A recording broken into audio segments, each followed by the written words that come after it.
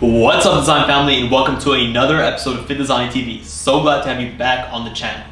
On today's episode, I'll be giving you guys a beginner's guide on supply chain, specifically within the context of apparel design and garment production. As a sportswear designer, I've been custom designing pieces of sportswear and other types of casual wear for around 5 years, and during that period, I've become extremely adept at understanding the necessary supply chain mechanisms and dynamics that I need to have in my business in order to take a customized design and turn that into a physical reality. It's easier said than done, and it's extremely satisfying when you do a good job, but understanding what the main types of suppliers I need in my arsenal in order to create something truly customized is key. And this video is going to be running you through the basics of that in an easy to understand way. So don't worry, if you don't have any experience at all, I'll be running you through what the different types of suppliers that you need to be looking at are, and typically how these suppliers work together and where they fit in a good quality supply chain. So buckle up, you guys are in for a good video. Hey guys, and welcome to FittDesign TV. So glad to have you here. On this channel, we discuss all things sports fashion, graphic design, manufacturing, and technology.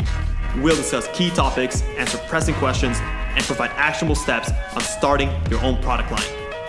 If you're interested in any of the above topics, stick around. You're in for a good one.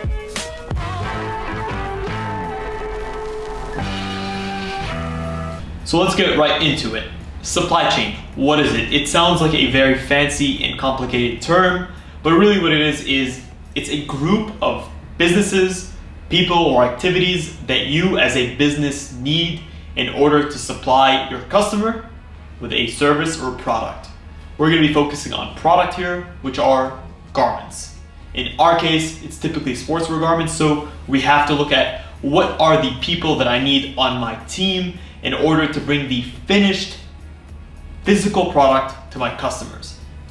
Well, we'll start off by trying to unpack what a physical garment is and what it entails. Let's take the polo t-shirt that I'm wearing right now. Pretty simple on the surface. What are the different elements that I'm looking at? Well, there are physical elements and there are, let's just say, non-physical elements, intangible and tangibles. For our tangibles, we have the fabric. This is a PK fabric. It's a heather dye, and it's pretty simple. It's around 180 GSM, 200 GSM, so that's the weight. We also have the threads. We have this embroidered logo over here. We have these buttons on the plackets. They're custom, so it's a custom logo. We have our care labels over here, right, that provide the brand information. We have our neck labels over here that provide the brand information. And from a physical standpoint, these are the different components that I have.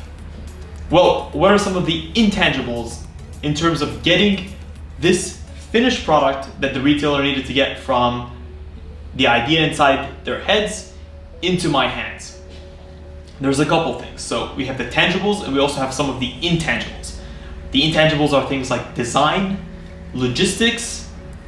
Those are two of the biggest intangibles that you need to figure out when going into customized sourcing and production. Logistics are moving raw materials around from factory to factory. And yes, there are typically more than 4 or 5 different factories involved in the creation of a single garment. You'd be surprised. Anyone who's worked on Alibaba and worked with a supplier typically thinks that it's one factory per one garment, but really there's a lot that goes on behind the scenes that you don't see.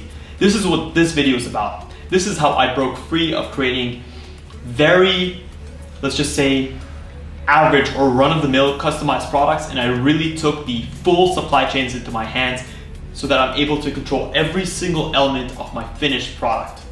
We'll also need to evaluate things like packaging. Obviously, this garment did not come to me folded in the mail and I just took it out as is. I got it in a poly bag. It came with hang tags. It came with ideas or trims that would enhance the brand experience. These are also things that you need to consider. Who's going to make those for you? How are you going to be able to dictate the quality? This comes with good supply chain management and picking the right suppliers. So we'll start at the beginning. what is your garment? Well, it's a design. So you need to figure out who your service provider is for design. Is it you? Cool. Are you working with other people? Who are the team behind you that are going to give you the technical and artistic know-how to bring a unique design to market that's worth selling?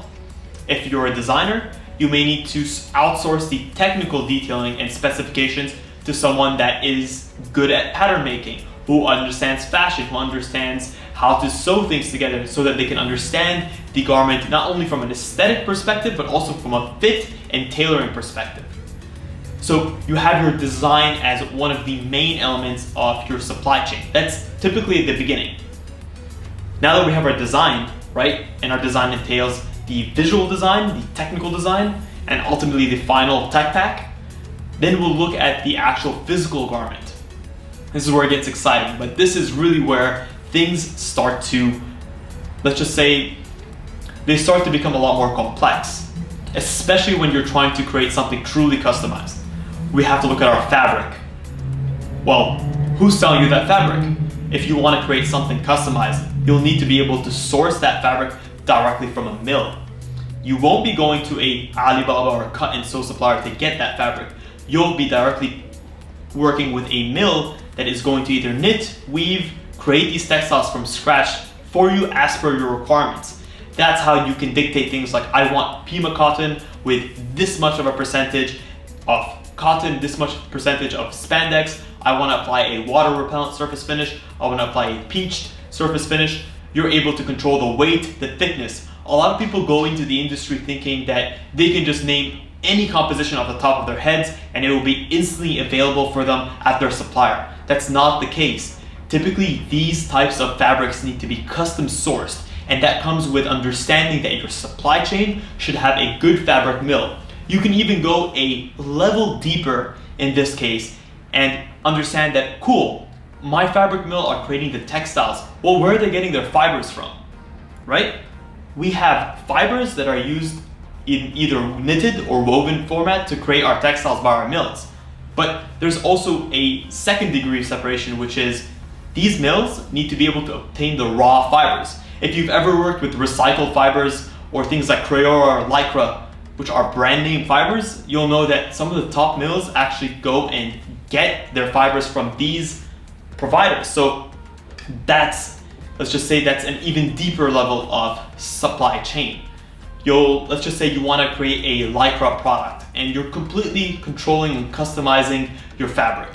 You would source the Lycra fabric from Lycra, ship it to or typically what happens in this case is you would have the supplier or the mill directly involved in purchasing these fibers. They would purchase these fibers on your behalf and they would create your textile. Your textile is now produced in raw physical format that you can ship off to your cut and sew supplier in order to create the garment. I like to look at supply chain as sort of a spider's web, where your cut and sew supplier, which is your main supplier, it's your hub. It's the supplier that's going to take all of the raw materials and put them together. That's why having a good cut and sew supplier that is not only cheap, right? A lot of people think of cut and sew that I want to have cheap labor. I want to have people that are going to do things for extremely cheap because I want to cut costs. But cutting costs on your cut and sew factory is actually one of the worst things you can do. It's one of the worst areas you can cut costs because you need not only laborers that are able to do the job well, but you need a management structure at the factory that's able to oversee the production of your customized garments, that's able to receive your trims, your raw materials, that's able to put them into inventory, to categorize them, to keep track of them. There's a lot of overhead that this factory is going to have to take on in order to completely control and manage the production at the level of scale that you need. So if you underbid or if you push your suppliers' margins to a point where they're too low, they won't have that mental energy, nor will there be enough skin involved in the game in order to control or to be able to, let's just say, to manage your production in a way that needs to be managed. So to get back to it, we have our cut and sew supplier in the middle. We have our fabric mill, and then we have our fiber provider. What else do we need? Well, we need our trims. When it comes to our trims, we have our packaging trims, our hang tags, our SKU stickers, our poly bags, our poly mailers. Those are typically areas where you'd have to find multiple suppliers. Usually people creating poly bags and poly mailers will not also be creating hang tags. People creating hang tags, SKU stickers, will not be creating things like silicone labels, right? If you have a garment with a silicone printed label, you may have to go to a factory that specializes in silicone labels, PVC labels, TPU labels. So you'll have your poly bag, your poly mailer supplier. That's one supplier. Typically they work in plastic films. Then you'll have your silicone, PVC, TPU, heat transfer suppliers. That will be another supplier. Then you'll have your hang tag, like your cardboard, your paper suppliers that will provide you with things like hang tags, stickers, SKU stickers, the packaging items. That's a third supplier. Yes, it sounds complicated, but the beauty here is not only are you able to control your quality, you're able to control your price, and ultimately you're able to control the amount of detail put into the finished product. If you're relying on one entity to do all of this for you, there's a lot of, let's just say there's a lot that you're leaving on the table in terms of being able to control the scale and quality of your production. So looking at good supply chain and making sure that you have the right partners with you is going to be key towards creating the final finished product that you have in your head. So we've discussed your packaging and trim suppliers. Well, then you have things like your buttons. If you have a customized button, if you have customized zippers, you may have to source those separately. You have things like your zipper tapes and your zipper teeth. Are you getting them from YKK? Are you getting them from THZ? Where are you getting them from? There are many suppliers in the market that you can obtain them from. If you want to customize your zipper tape to add your logo on it, if you want to customize your zipper head, these are all items and elements that you're going to have to consider. So again, to go back to it, your cut and sew supplier here, your fabrics and your mills over here that are creating the textile, your packaging suppliers over here, your trim suppliers like your buttons over here, your prints suppliers over here, and lastly, you're going to have your logistics.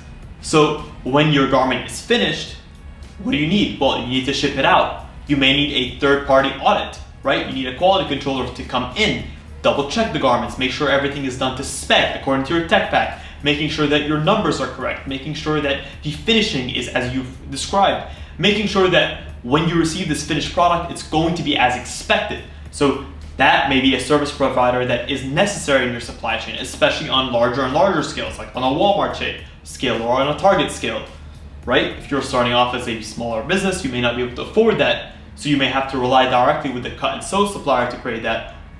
That's also an option, but it is something that you have to consider. Now you also have to look at your shipping and your logistics. Not only do you have the shipping company, so is it a forwarder that you're using? Is it DHL? Is it UPS? Who are you using in order to physically transport these goods from the factory to where your location is? Is it your warehouse? Is it an apartment? Wherever it may be, who's gonna get that to you? And also you might have to look at a broker. Do you need someone to help you with clearance and customs? Is it going to be your forwarder that's gonna do that? What shipping methods are they gonna use? Are they gonna be using DDP or are they gonna be using DAP?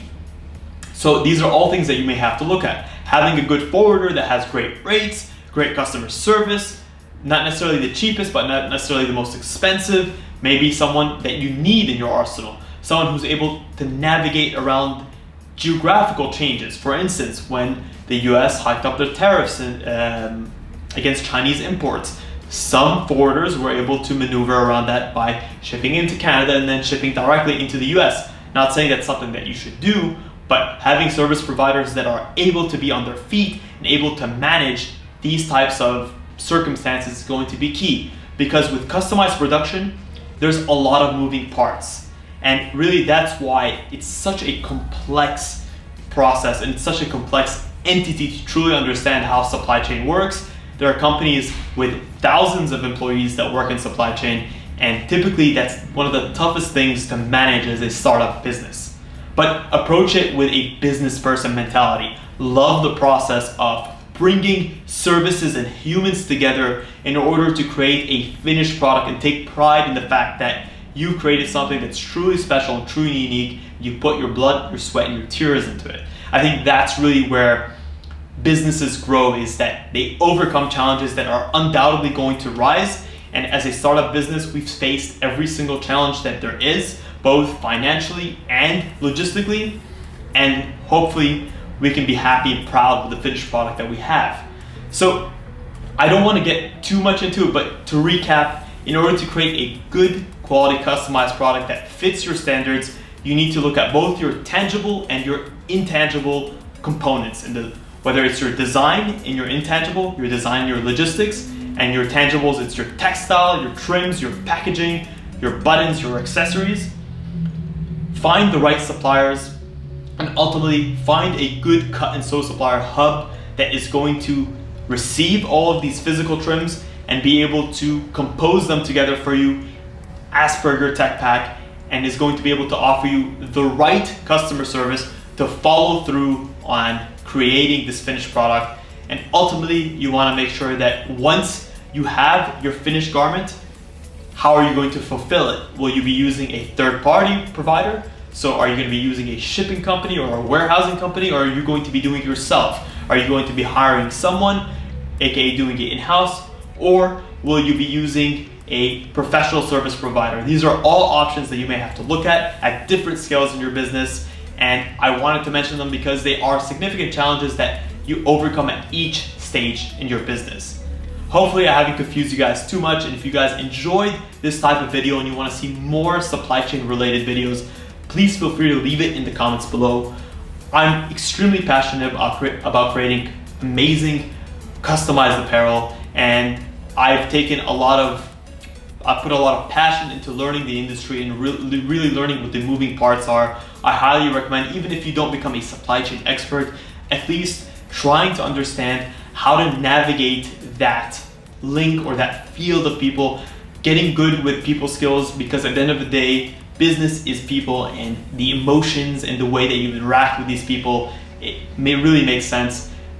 Maintain a level of respect and professionalism, and make sure that you appreciate the time and effort that others are putting in to help you achieve your goals, and reciprocate that, and ultimately keep moving forward and keep getting better. So thank you guys so much for tuning in to FittDesign TV. We really enjoyed it, and until next time, stay awesome.